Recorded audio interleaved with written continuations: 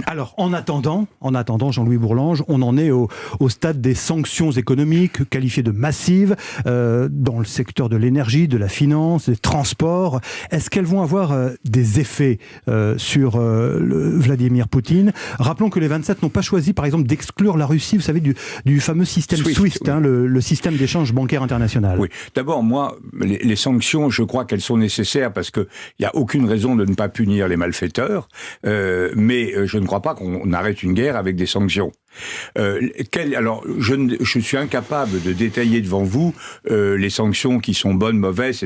C'est du travail de découpage, de précision, si je puis dire. Oui. Mais il est certain que les sanctions, c'est une arme ambivalente parce que nos économies sont profondément interdépendantes et que quand on fait des sanctions, eh bien, on en subit aussi pour une part, un préjudice.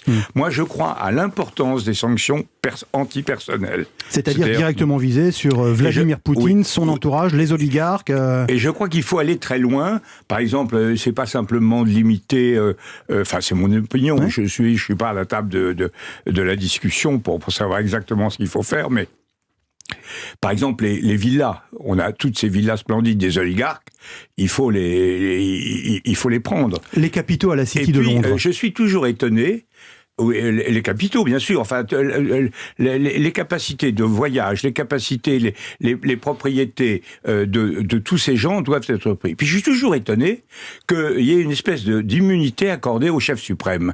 Je crois, en règle, en bon procès, on punit pas les complices. Plus sévèrement que l'auteur principal. On va chercher le cerveau. Et effectivement, oui, il y a quelque chose de... Bon, alors tout ça doit être discuté. Je sens quand même une assez grande difficulté à se mettre entièrement d'accord sur le détail, compte tenu des retombées. Donc, les sanctions, il faut les faire, il faut qu'elles soient sévères, il faut qu'elles soient antipersonnelles, mais il faut bien voir que la solution pour nous, c'est pas ça. Aujourd'hui, on ne peut pas faire grand-chose. À long terme, on doit tout faire pour inverser le rapport de force, pour nous mettre dans une situation... On a les moyens. On a quand même un PIB qui est 8 fois supérieur à celui de la Russie. On a de l'intelligence, on a de la technologie, on a de l'innovation. Il suffit de vouloir, de se mobiliser. C'est ça le problème.